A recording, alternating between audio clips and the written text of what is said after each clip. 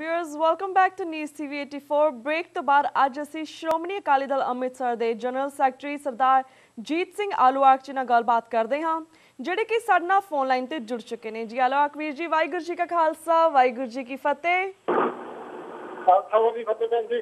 ਹਾਂਜੀ ਵੀਰ ਜੀ, ਅੱਜ ਸਭ ਤੋਂ ਪਹਿਲਾਂ ਪ੍ਰੋਫੈਸਰ ਭੁੱਲਰ ਜੀ ਦੇ ਕੇਸ ਦੇ ਵਿੱਚ ਆਈ ਜਜਮੈਂਟ ਨੂੰ ਤੁਸੀਂ ਕਿਵੇਂ ਵੇਖਦੇ ਹੋ, ਇਸ ਬਾਰੇ ਆਪਣੇ ਵਿਚਾਰ ਸਾਂਝੇ ਕਰੋ।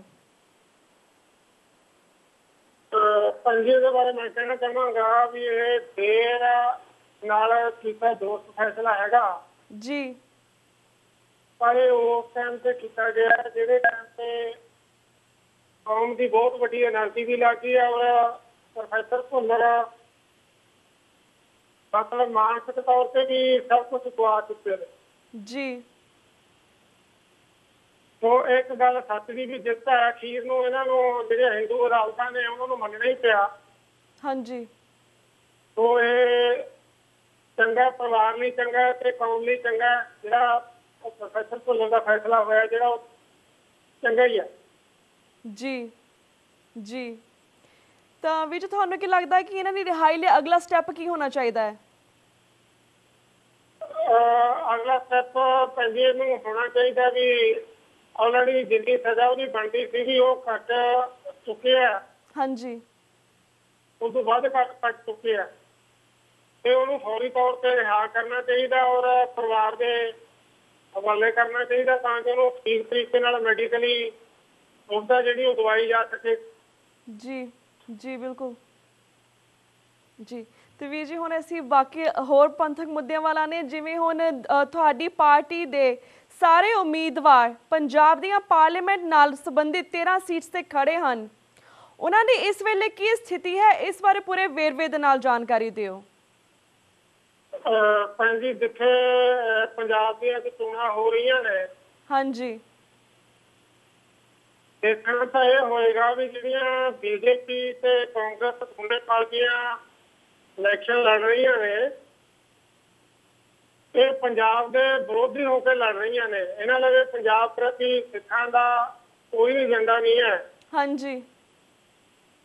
ਹੁਣ ਪੰਜਾਬ ਦੇ ਲੋਕਾਂ ਨੇ ਦੇਖਣਾ ਇਹ ਹੈ ਵੀ ਇਹ ਜਿਹੜੀ ਪਾਰਟੀ ਸਿੱਖਾਂ ਦੇ ਹੱਕਾਂ ਦੀ ਰਾਖੀ ਕਰਦੀ ਹੈ ਜੀ ਔਰ ਪੰਜਾਬ ਦੇ ਪਾਣੀਆਂ ਦੀ ਗੱਲ ਕਰਦੀ ਹੈ, ਪੰਜਾਬ ਤੇ ਹੋਏ ਅਤਿਆਚਾਰ ਦੀ ਗੱਲ ਕਰਦੀ ਹੈ, ਨੌਜਵਾਨਾਂ ਦੇ ਜਿਹੜੇ ਜੇਲ੍ਹਾਂ 'ਚ ਬੈਠੇ ਆ ਹਾਂਜੀ ਔਰ ਗੈਰ ਕਾਨੂੰਨੀ ਤੌਰ ਤੇ ਰੱਖੇ ਹੋਏ ਆ ਜੀ, ਉਹਨਾਂ ਦੀ ਰਿਹਾਈ ਲਈ ਗੱਲ ਕਰਦੇ ਆ। ਕੀ ਬੇਇਨਸਾਫੀ ਦੇ ਖਿਲਾਫ ਵੋਟ ਦਿੰਦੇ ਆ ਜਿਹੜੇ ਪੰਜਾਬ ਦੇ ਲੋਕ ਨੇ ਕਿ ਜਿਹੜੀਆਂ ਪਾਰਟੀਆਂ ਹੁਣ ਤੱਕ ਬੇਇਨਸਾਫੀ ਕਰਦੀਆਂ ਆਈਆਂ, ਬਾਦਲ, ਬੀਜੇਪੀ ਜਾਂ ਕਾਂਗਰਸ, ਕੀ ਉਹਨਾਂ ਨੂੰ ਵੋਟ ਦਿੰਦੇ ਆ?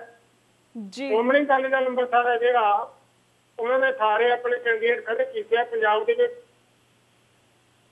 ਤੇ ਇੱਕ ਸਟਰਕਚਰ ਦੇ ਵਾਸਤੇ ਵੀ ਲੋਕ ਕੱਲ ਨੂੰ ਇਹ ਨਾ ਕਹਿ ਸਕਣ ਜਾਂ ਇਤਿਹਾਸ ਤੇ ਇਹ ਨਹੀਂ ਕਹਿ ਸਕੂਗਾ ਕਿ ਵੋਟ ਪੰਜਾਬ ਦੇ ਲੋਕ ਪਾ ਸਕਦੇ ਸੀ ਪਰ ਉਹਨਾਂ ਲਵੇ ਕੋਈ ਸਬਸਟੀਟਿਊਟ ਨਹੀਂ ਸੀਗਾ। ਬਿਲਕੁਲ।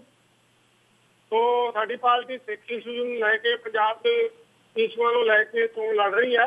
ਹਾਂਜੀ।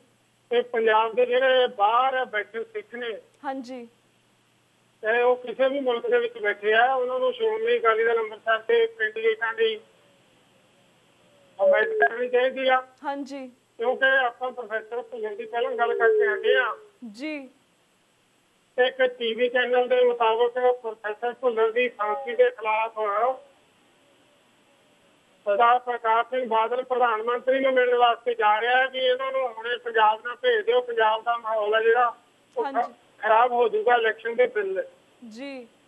ਤੁਸੀਂ ਦੇਖ ਲਓ ਵੀ ਇਹ ਪਿਛਲੇ ਦਿਨੀ ਇੱਥੇ ਪ੍ਰਕਾਸ਼ ਸਿੰਘ ਬਾਦਲ ਨੇ ਤੇ ਬਾਦਲ ਦੀ ਸਰਕਾਰ ਨੇ ਤੇ ਬਾਦਲ ਦਲੀਆਂ ਨੇ ਪ੍ਰੋਫੈਸਰ ਭੁੱਲਰ ਦੀ ਫਾਂਸੀ ਦੇ ਉਹਨਾਂ ਨੂੰ ਪਤਾ ਸੀ ਛੱਡਣਾ ਨਹੀਂ ਹੈਗਾ ਸੁਪਰੀਮ ਕੋਰਟ ਨੇ ਜੀ। ਉਦੋਂ ਇਹ ਹੱਕ ਚ ਨਾਅਰੇ ਮਾਰੇ ਆ ਸਿੱਖਾਂ ਦੇ ਜਜ਼ਬਾਤਾਂ ਨੂੰ ਪੇਸ਼ ਕਰਨ ਲਈ। ਹਾਂਜੀ। ਤੇ ਅੱਜ ਪ੍ਰੋਫੈਸਰ ਭੁੱਲਰ ਦੀ ਰਿਹਾਈ ਦੇ ਵਿਰੁੱਧ ਪ੍ਰਧਾਨ ਮੰਤਰੀ ਨੂੰ ਮਿਲਣ ਦੀ ਗੱਲ ਕਰ ਰਹੇ ਆ। ਜੀ ਜੀ। ਤੇ ਭਾਈ ਸਾਹਿਬ ਸਾਹਿਬ, ਇਹ ਦੋ ਇਸ਼ੂ ਨੇ ਜਿਹੜੇ ਪੰਜਾਬ ਦੇ ਸਿੱਖਾਂ ਨਾਲ ਜੁੜੇ ਹੋਏ ਆ। ਹਾਂਜੀ, ਪੰਜਾਬ ਦੀ ਮਾਨਸਿਕਤਾ ਨਾਲ ਜੁੜੇ ਹੋਏ ਆ ਤੇ ਪੰਜਾਬ ਦੇ ਲੋਕਾਂ ਨੇ ਦੇਖਣਾ ਵੀ ਵੋਟ ਕਿਹਨੂੰ ਪਾਉਣੀ। ਬਿਲਕੁਲ। ਪਰ ਸਾਡੇ ਕੈਂਡੀਡੇਟ ਨੇ ਜਿਹੜੇ ਉਹ ਸਾਰੇ ਸਿੱਖਾਂ ਤੇ ਅਸੀਂ ਸ਼੍ਰੋਮਣੀ ਅਕਾਲੀ ਦਲ ਅੰਮ੍ਰਿਤਸਰ ਆਪਣਾ ਏਜੰਡਾ ਲੈ ਕੇ ਚੱਲਿਆ ਹੋਇਆ। ਹਾਂਜੀ ਹਾਂਜੀ।